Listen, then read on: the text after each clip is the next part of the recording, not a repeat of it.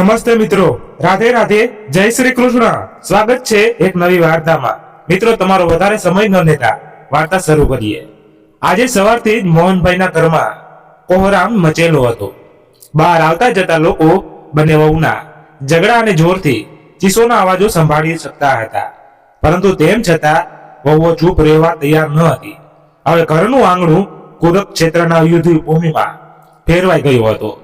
મોટી વહુએ ગુસ્સામાં બૂમ પાડીને નાની વહુને કહ્યું, તે બધી ખીર ચૂપચાપ ખાઈ લીધી અને કોઈને ખબર પણ ન પડી કે ખીર ક્યાં ગઈ। ત્યારે નાની વહુએ પણ ઊંચા અવાજે કહ્યું, અને તમે અને તમારા આળસુ પતિએ જે શાક ખાઈ ગયા તેનું શું? તમને શું લાગ્યું કે ચાલાકી બસ તમને જ બતાવતા આવડે છે? ત્યારે મોટી વહુ સુનીતા બોલી, આ તો ઘરનું કરિયાણું પણ મારા પતિની કમાણીમાંથી જ આવે છે। તારો પતિ શું કરે છે? તમારો મતલબ શું છે? કે મારો પતિ આળસુ છે, તે કોઈ કામ નથી કરતો। નાની વહુએ બૂમ પાડી આંગણામાં એક બાજુ પલંગ પર બેઠા મોહનભાઈને ઊંડો શ્વાસ લીધો અને તેમણે તેમની પત્ની જમનાબેનને કહ્યું, આ બંને ફરી શરૂ થઈ ગયા। શું તેમને બીજું કોઈ કામ નથી? જેના પર જમનાબેન ખૂબ જ શાંતિથી જવાબ આપ્યો, આ બંનેનું રોજનું નાટક છે, તમારે ચિંતા કરવાની જરૂર નથી। જ્યાં સુધી તેઓ એકબીજાને ઠીકથી સંભળાવી નહીં દે ત્યાં સુધી તેઓ શાંતિથી નહીં બેસે। એટલામાં એક કડક અવાજ આવ્યો, મેં કહ્યું ચૂપ રહો, નહીતર હું તારી જીભ ખેંચી લઈશ। હાથ લગાવીને તો બતાય। ઝઘડો હવે વધુ હિંસક બની ગયો હતો। બંને વહુ સુનીતા અને આરતી એકબીજા તરફ આગળ વધી રહી હતી। હવે માત્ર શાબ્દિક ઝઘડો શારીરિક ઝઘડામાં ફેરવાઈ રહ્યો હતો। એટલામાં બંનેના પતિ વચ્ચે આવી ગયા। મનોજ ગુસ્સામાં દોડી આવ્યો અને સુનીતાનો હાથ પકડીને તેને અંદર લઈ ગયો। નાના દીકરા સંજય પણ તેની પત્નીને ઠપકો આપીને કહ્યું, ચૂપ રે અને અંદર આવ, આ તારું રોજનું નાટક છે। બંને વહુઓ અંદર ગઈ, પણ તેમના ગુસ્સાની આંખ શાંત થઈ। અંદર જતાની સાથે જ સંજય તેને પત્નીને કહ્યું, તને વારવાર સમજાવું છું, આવી રીતે ઝઘડો ન કર। તું દર વખતે તમાશો કરે છે। આહા, જ્યારે હું બોલું તો તમાશો, અને જ્યારે તમારી ભાભી મારું અપમાન કરે છે ત્યારે કોઈ નહીં। તમે આખો દિવસ ભાઈ ભાભીનું નામ રટણ કરતા રહ્યા, ક્યારેય થાકતા નથી। અને એ શું કહી રહી હતી તમને ખબર છે? એ તમે આળસુ, કામચોર અને ખબર નહીં બીજું કેટલું બધું કહી રહી હતી। મેં નક્કી કર્યું છે કે હવેથી હું ભાભી સાથે ક્યારેય એક રસોડામાં કામ નહીં કરું। પોતાના વિશે આવી વાતો સાંભળીને સંજયની આંખોમાં ગુસ્સો લાલ થઈ ગયો। શું ભાભી આવું કહી દીધું? હા, અને જો તમને વિશ્વાસ ન આવતો હોય તો જાતે જઈને પૂછી લો। બંને ભાઈઓનું લોહી ઉકળી રહ્યું હતું। બંને ગુસ્સામાં આંગણામાં આવ્યા અને બંને વહુઓ તેમની પાછળ પાછળ આવી।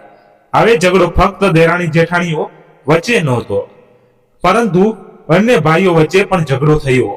મનોજે ગર્જના કરીને કહ્યું, તેણે સુનીતાને જે કહ્યું તેના માટે તેને માફી માંગવી જોઈએ।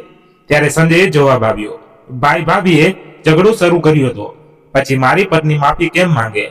પૂછો તેમને શું નથી કહ્યું? તો તારી પત્નીએ અમારા પ્રત્યે આટલી બધી નફરત ભરી દીધી। જ્યારે મનોજે કહ્યું ત્યારે સુનીતાએ પણ કહ્યું, આજે તો નિર્ણય થઈ જ જવા દો। ત્યારે આરતીએ પણ ગુસ્સામાં કહ્યું, આ નિર્ણય થઈ જવા દો। આ રોંજીદી ખેંચાણથી ક્યાં સુધી ચાલુ રહેશે? ત્યારે જમનાબેન આગળ આવ્યા।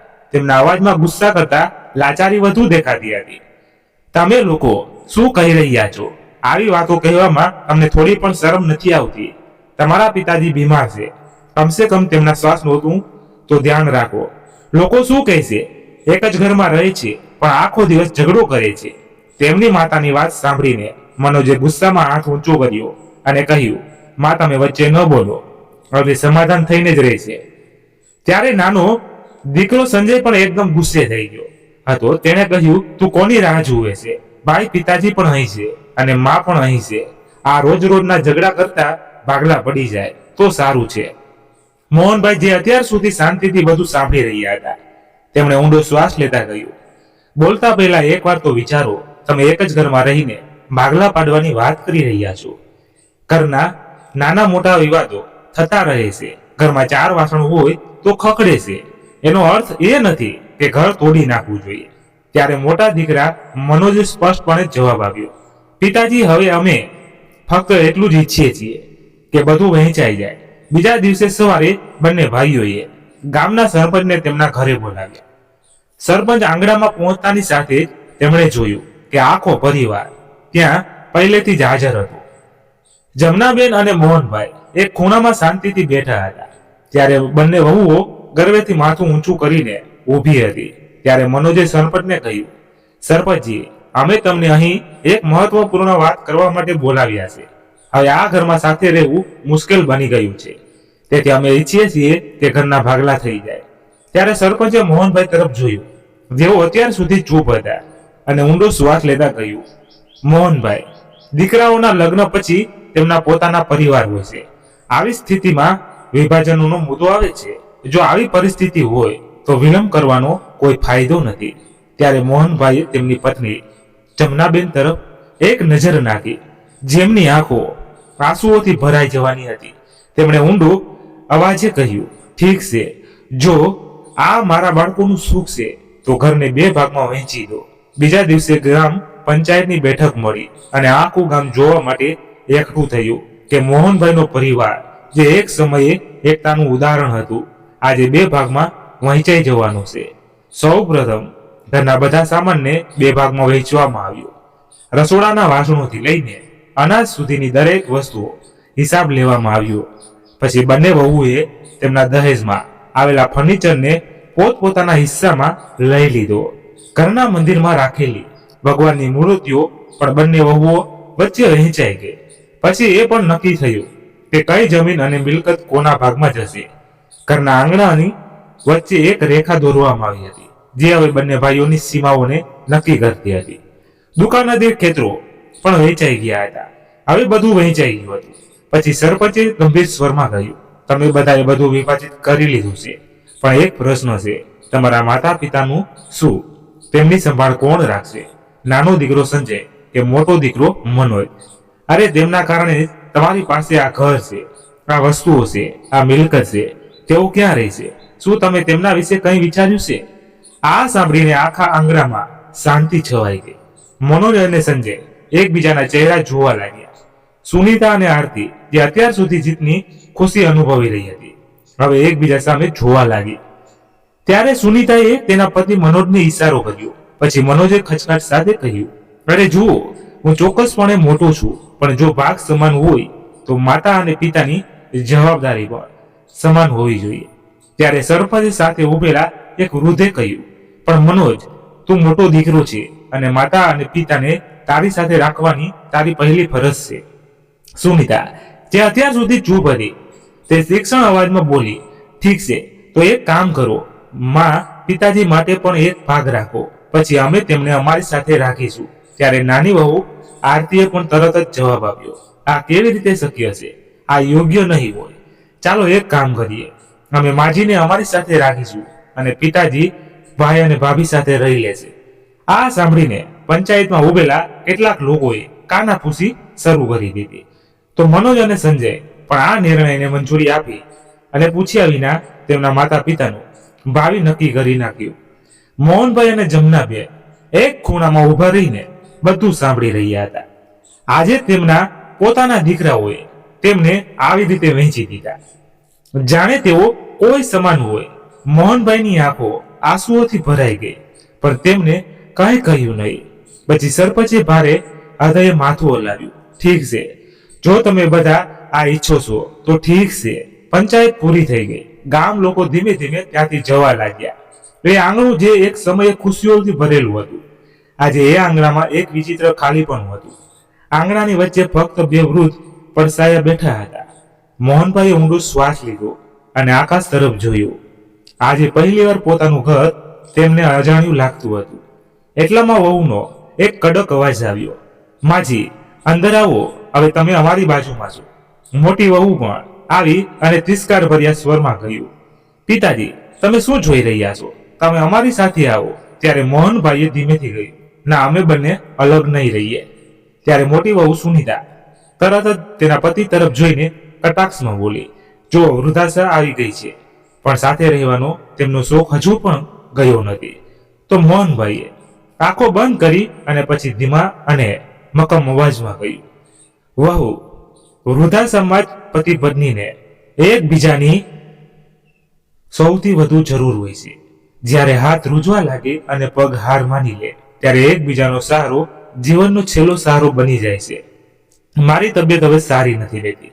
આવી સ્થિતિમાં જમના મારો એકમાત્ર સહારો છે. ત્યારે મનોજે જે અત્યાર સુધી ચૂપ હતો તેને ચીડ થઈ ગયું. હવે આટલી મોંઘવારીમાં અમે 2 લોકોને સાથે રાખીને અમારા ખંભા પર વધુ બોજ ના રાખી શકીએ. અમે તમારું ધ્યાન રાખીશું. આમ પણ ઘર તો એક જ છે ને. દીકરાની આવી વાતો સાંભળીને જમનાબેનની આંખોમાં એક દર્દ ઉભરી આવ્યું. તે માતા પિતા હવે બોજ બની ગયા છે. પછી તેમણે ઊંડો શ્વાસ લીધો અને સાડીના છેડાથી આંખો લૂછતા કહ્યું, ઠીક છે, જેવું કિસ્મતને મંજૂર, પણ હમણાં મારા અને તમારા પિતાજીના ખાટલાને આંગણામાં મૂકી દો.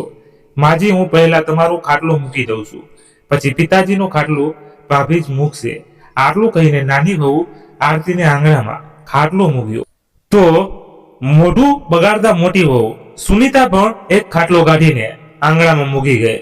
બીજા દિવસે વહેલી સવારે આરતીએ જમનાબેનને શાક સમારવા માટે આપ્યા. ગઈકાલની ઘટનાઓ મોહનભાઈના હૃદયમાં ખળભળાટ મચાવી રહી હતી, પરંતુ બંને ચૂપ રહ્યા. ત્યારે તેમના બંને પોત્રો આરવ અને કેતુલ આંગણામાં રમવા લાગ્યા. માસૂમ બાળકોને શું ખબર કે ભાગલાનો અર્થ શું છે. તેઓ પહેલાની જેમ ફક્ત આંગણામાં રમી રહ્યા હતા. ક્યારેક તેઓ બોલ ઉછાળીને રમતા, ક્યારેક એકબીજાના ગળામાં હાથ નાખીને આંગણામાં ફરતા. પણ પછી અચાનક મોટી વહુ સુનીતા ગુસ્સે થઈને બહાર આવી અને તેણીએ તેના દીકરા આરવને કહ્યું, આરવ, મેં તને તેની સાથે રમવાની મનાઈ કરી હતી. આ સાંભળીને બાળકો ડરી ગયા. આરવે નિર્દોષતાથી તેની માતા તરફ જોયું અને કહ્યું પણ, માં, કેતુલ મારો ભાઈ છે. હવે એ તારો ભાઈ નથી, હવે તે ફક્ત પાડોશી છે. સુનીતા ચીસો પાડતી બોલી અને અચાનક છટકાથી તેના દીકરા આરવને ખેંચીને અલગ કરી દીધો. કેતુલ, જે અત્યાર સુધી સમજી શકતો ન હતો તે શું થઈ રહ્યું છે, તે રડવા લાગ્યો અને મમ્મીને બોલાવવા લાગ્યો. અવાજ સાંભળીને નાની વહુ આરતી બહાર દોડી આવી અને ગુસ્સામાં બોલી, ભાભી, તમે મારા દીકરાને હાથ કેવી રીતે લગાવ્યો? ત્યારે સુનીતાએ કટાક્ષમાં બોલી, તારા દીકરાને તારી પાસે રાખ. આટલું કહીને મમ્મી ઝડકાથી પોતાના દીકરા આરવનો હાથ પકડીને અંદર ખેંચી ગઈ. ગુસ્સામાં આરતી પણ કેતુલને પોતાના રૂમમાં ખેંચી ગઈ. મોહનભાઈ અને જમનાબેન સામે બેઠા હતા અને આ દ્રશ્યો જોઈ રહ્યા હતા. ત્યારે જમનાબેને ભારે અવાજમાં કહ્યું, હે ભગવાન, ખબર નહીં આ પરિવારને કોની નજર લાગી ગઈ. અમારું સુખી ઘર કુસ્તીના અખાડામાં ફેરવાઈ ગયું છે. થોડી વાર પછી આરતી હાથમાં ચા અને નાસ્તો લઈને આવી. લો માજી, તમારો ચા અને નાસ્તો કહીને તેમણે જમનાબેનની સામે પ્લેટ મૂકી. ત્યારે જમનાબેને ધીમેકથી કહ્યું, હું તમારા પિતા માટે પણ કંઈક લઈ આવું. ત્યારે આરતીના ચહેરા પર એક દુષ્ટ સ્મિત આવ્યું. તેણે કમર પર હાથ મૂક્યો અને કટાક્ષમાં કહ્યું, માજી, શું તમે ભૂલી ગયા? કાલે જ તો બધી વાત થઈ હતી. પિતાજી મોટી ભાભીની જવાબદારી છે, મારી નહીં. તો મોહનભાઈ અને જમનાબેન એકબીજા સામે જોવા લાગ્યા. જમનાબેનની આંખો ભીની થઈ ગઈ. તેમણે પ્લેટ દૂર ધકેલી દીધી અને ઠીક કહ્યું છે, વહુ, મારો નાસ્તો પણ અંદર લઈ જા. હું ત્યારે જ ખાઈશ જ્યારે તમારા પિતા ખાશે. ત્યારે આરતીની આંખો ફેરવતા કહ્યું, નાસ્તો અહીં રાખ્યો છે, જ્યારે પણ મન થાય ત્યારે ખાઈ લેજો. વાર ગરમ કરીને આપવાનો સમય નથી મારી પાસે. આટલું કહીને પગ પસારતી તે અંદર જતી રહી. મોહનભાઈ અને જમનાબેન એકબીજા સામે દુઃખી હૃદયથી જોવા લાગ્યા. ત્યારે જમનાબેને કહ્યું, કોઈ વાંધો નહીં, આપણે એક સાથે ખાઈ લઈએ. એમ કહીને તેઓ થાળી તેમના પતિ પાસે લાવ્યા. પણ જેવો તેમને એક કોળિયો ખાધો ત્યારે મોટી વહુ સુનીતા પણ હાથમાં થાળી લઈને બહાર આવી અને તેમને જોઈને બોલી, શું તમે આરતીએ બનાવેલું ખાવાનું ખાવ છો? શું હું તમને ખાવાનું બનાવીને નથી આપતી? ના વહુ, આરતીએ પહેલા તારી સાસુને ખાવાનું આપી દીધું હતું અને તે મારા ખાધા વિના ખાતી નથી, એટલે મેં એક કોળિયો ખાધો. સારું, ઠીક છે, તો હવે આજ ખાવાનું ખાવું. આટલું કહીને વહુ થાળી લઈ જવા લાગી. ત્યારે મોહનભાઈ કહ્યું, ઠીક છે વહુ, મને પણ ભૂખ નથી, પણ મને કહો કે મનોજ ક્યાં છે? સુનીતા કંઈક કહેવા માટે મોં ખોલ્યું જ હતું ત્યાં મનોજ પોતે બહાર આવ્યો. તે દુકાને જવાની ઉતાવળમાં જઈ રહ્યો હતો.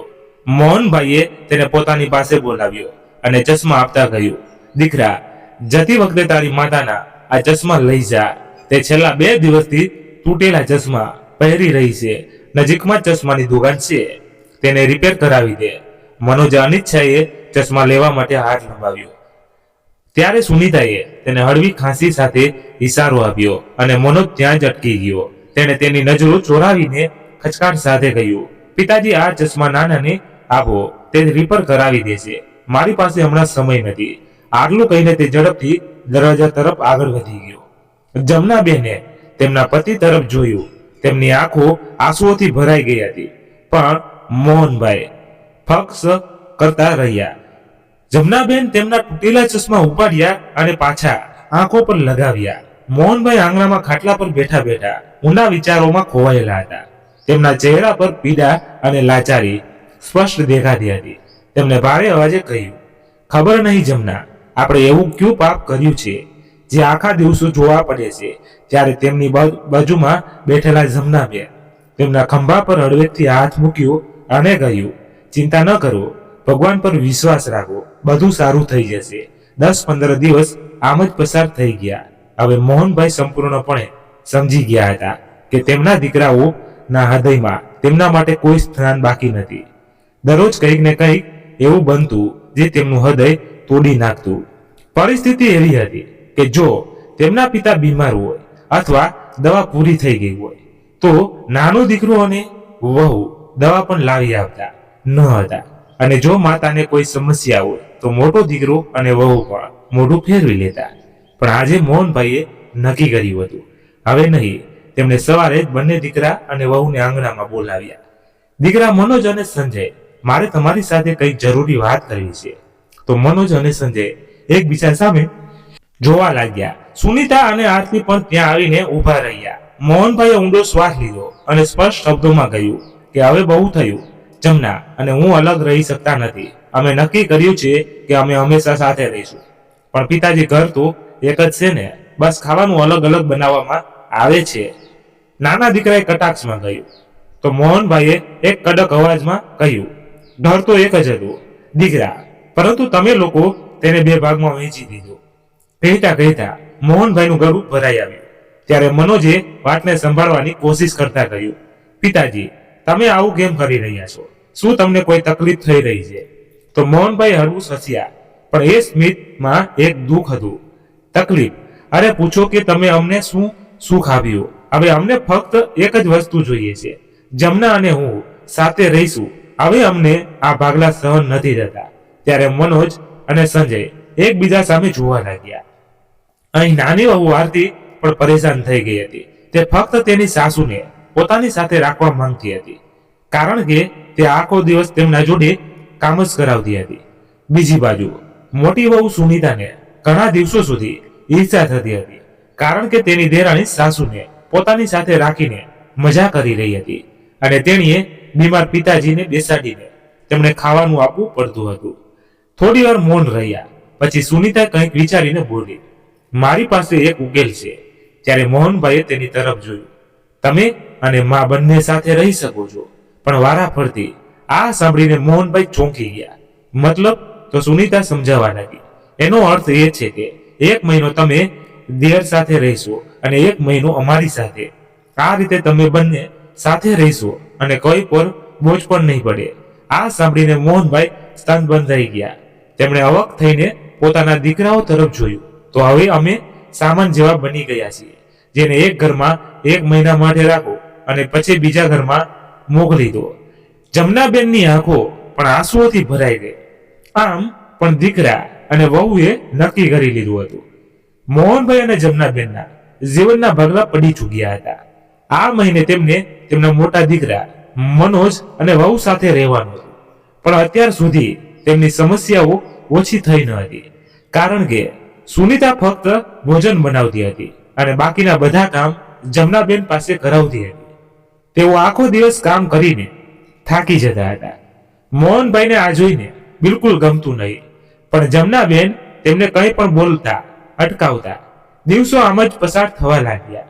આજે મનોજ અને સુનીતા પોતાના બાળકો સાથે બહાર જમવા ગયા હતા, પણ કોઈને ઘરે વૃદ્ધ માતા પિતા માટે કંઈ બનાવવાનું યાદ ન હતું. મોહનભાઈ અને જમનાબેન આંગણામાં બેઠા હતા અને તેમના દીકરા અને વહુની રાહ જોતા હતા, પણ તેઓ હજી સુધી આવ્યા ન હતા. ક્યારેક ક્યારેક જમનાબેન પોતે ઉઠીને રસોડામાં કંઈક રાંધતા, પણ આજે તેમની તબિયત સારી ન હતી. આખરે હિંમત ભેગી કરીને જમનાબેન નાની વહુ આરતીના રૂમ તરફ ગયા.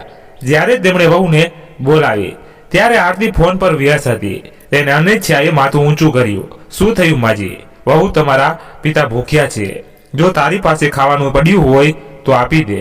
તેમને દવા પણ લેવાની છે. મારી તબિયત સારી નથી અને ખબર નહીં મોટી વહુ ક્યારે આવશે. તો નાની વહુએ કોઈ પણ લાગણી દર્શાવ્યા વિના જવાબ આવ્યો, માજી, જમવાનું તો પૂરું થઈ ગયું છે. આ સમયે કંઈ બચ્યું નથી.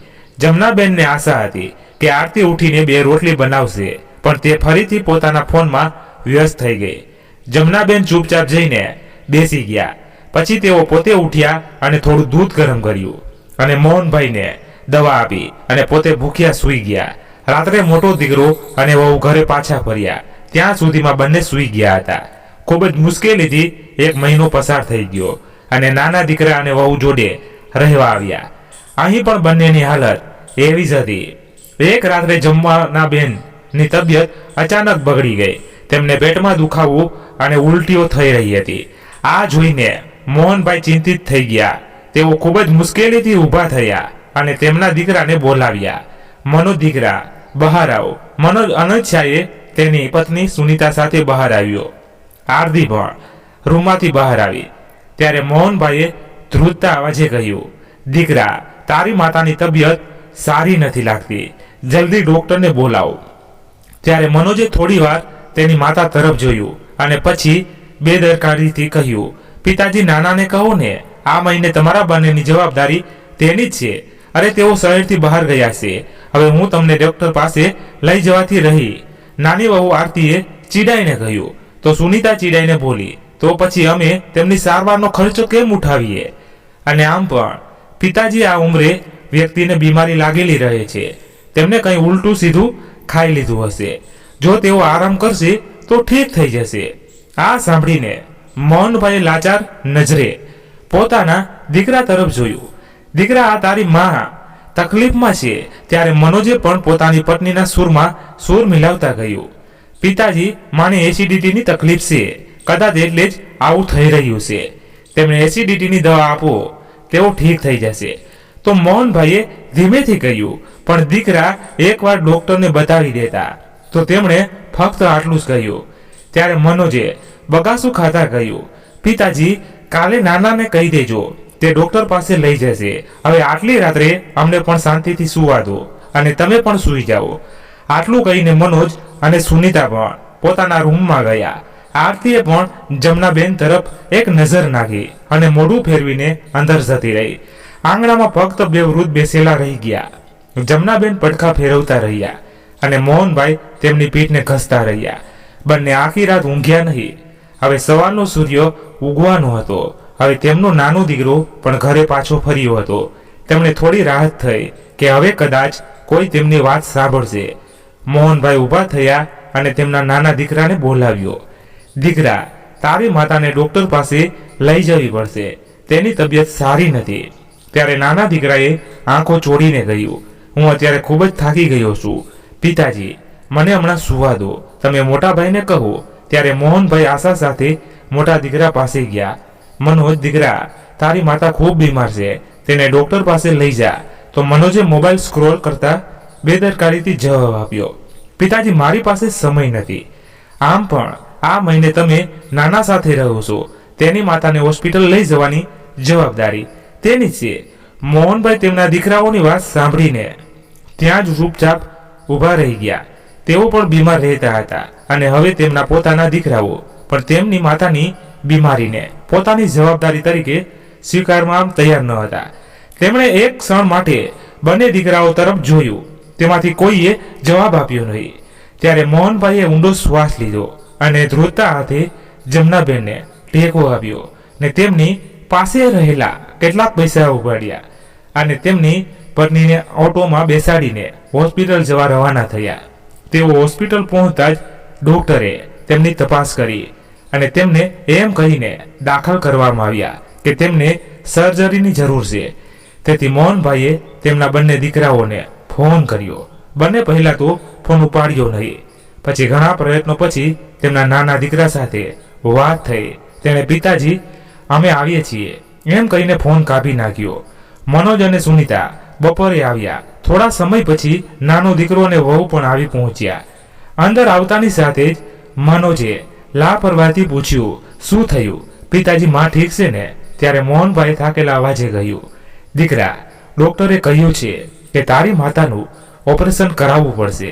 તેનો ખર્ચ 50,000 રૂપિયા થશે. આ સાંભળીને બંને દીકરાઓ એકબીજા સામે જોવા લાગ્યા. નાના દીકરાએ થોડી ખાંસી ખાતા કહ્યું, પિતાજી, અચાનક આટલા બધા પૈસા? ત્યારે મનોજે પણ સંજયની વાત આગળ વધારીને અને કહ્યું, હા પિતાજી, અમારી પાસે એટલા પૈસા નથી, બેંકમાંથી ઉપાડવા પડશે, થોડો સમય લાગશે. ત્યારે મોહનભાઈએ કહ્યું, હા દીકરા, શક્ય તેટલી વહેલી તકે પૈસાની વ્યવસ્થા કરો.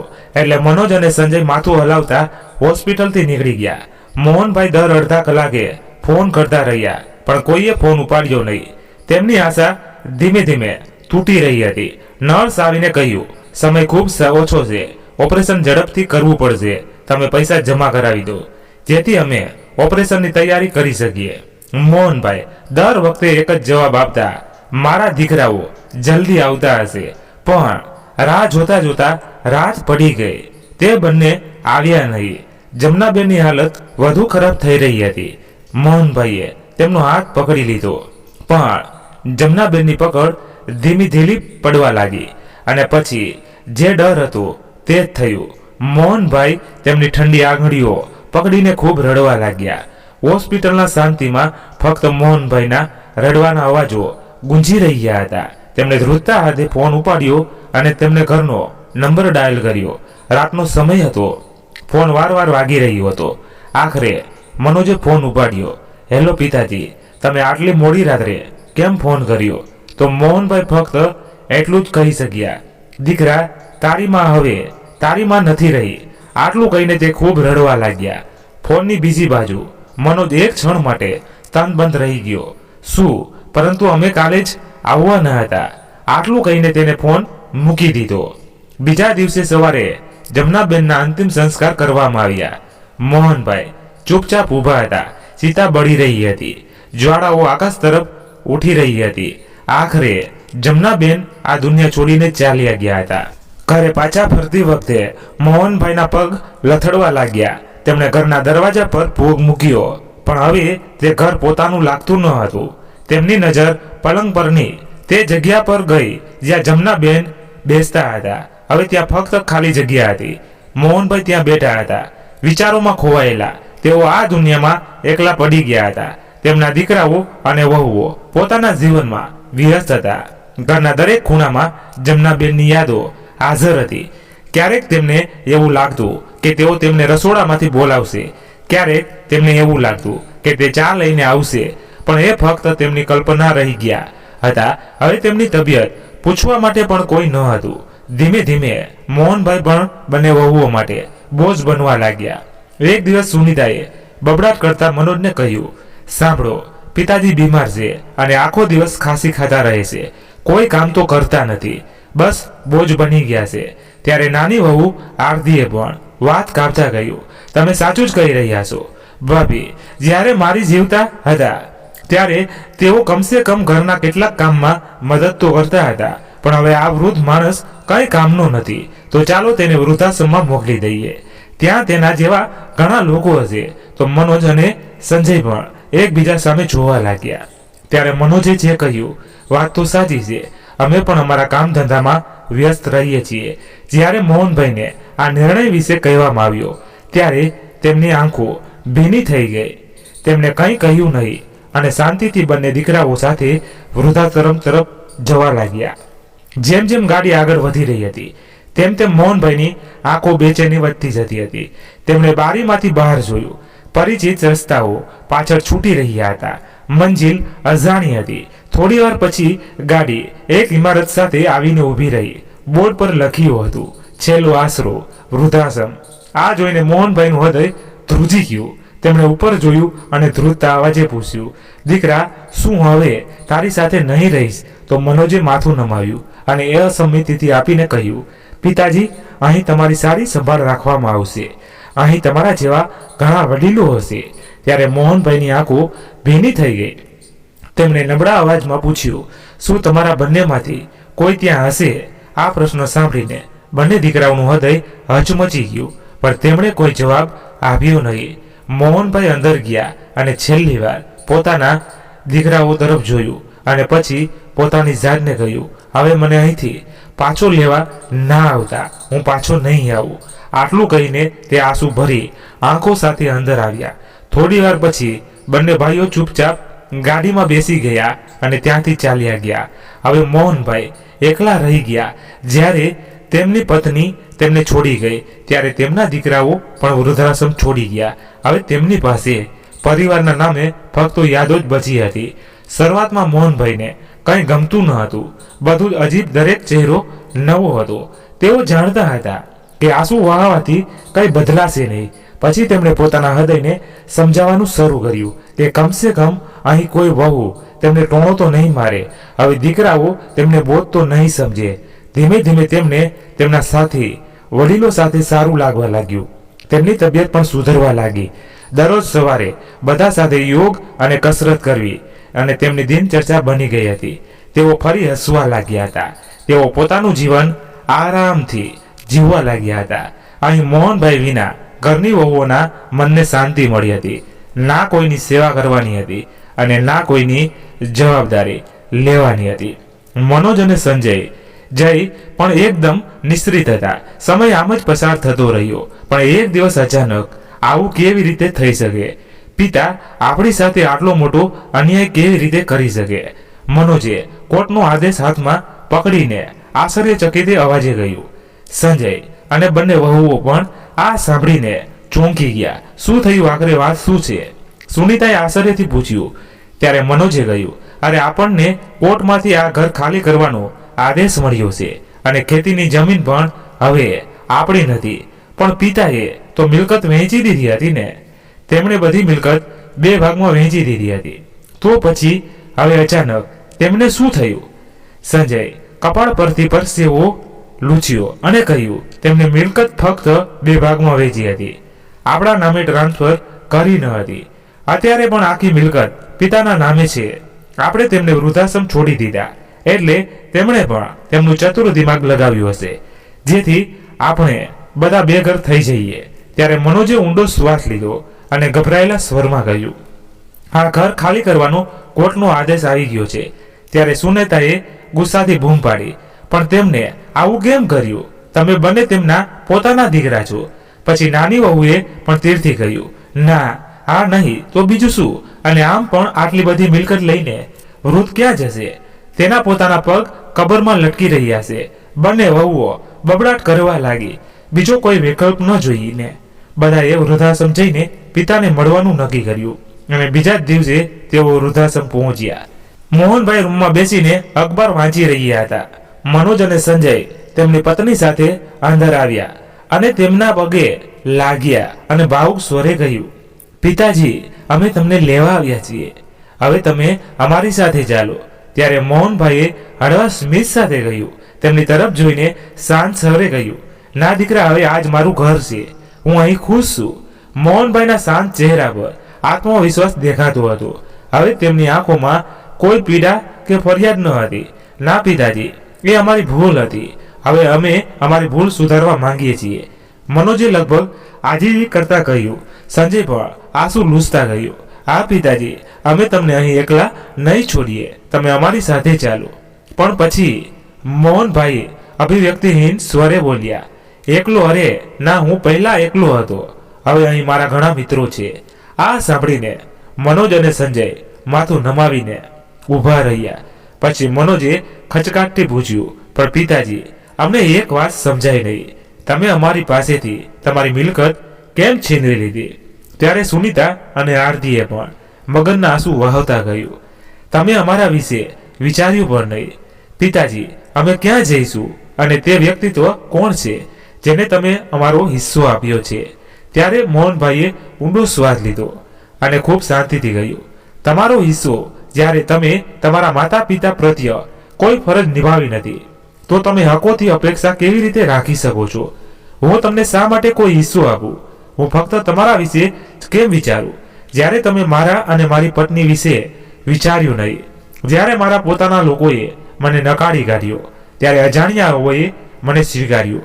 એટલા માટે મેં મારી બધી મિલકત આ વૃદ્ધાશ્રમને દાનમાં આપી દીધી છે.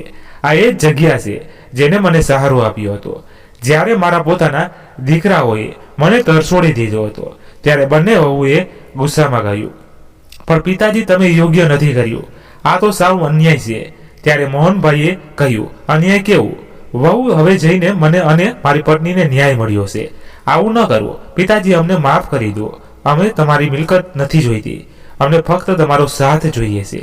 મનોજે વિનંતી કરતા કહ્યું, હા પિતાજી, બસ એક જ તક આપી દો. સંજય પણ હાથ જોડીને કહ્યું. પણ મનોજભાઈએ હળવા સ્મિત સાથે કહ્યું, ના દીકરા, હવે આ સંબંધ ફક્ત નામનું છે, હૃદયનો નહીં.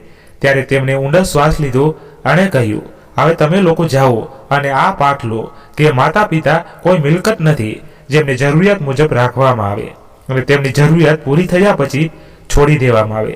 આટલું કહીને મોહનભાઈ ત્યાંથી ઊભા થયા અને ફરવા નીકળી પડ્યા.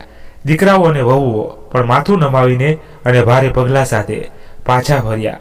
પણ હવે તેમને ખબર પડી ગઈ કે તેમની મૂર્ખાઈના કારણે તેમણે તેમની સૌથી કિંમતી સંપત્તિ ગુમાવી દીધી. તો મિત્રો, વાર્તા અહીં સમાપ્ત થાય છે. મિત્રો, આ વાર્તા કેવી લાગી કોમેન્ટ કરીને જણાવજો. તમારો શું અભિપ્રાય છે અને પસંદ આવી હોય તો લાઈક કરી તમારા મિત્રો સાથે શેર કરજો. ધન્યવાદ. ફરી મળીએ નવી વાર્તા સાથે. ત્યાં સુધી તમારા પરિવાર સાથે ખુશખુશાલ રહો. જય હિન્દ, જય ભારત.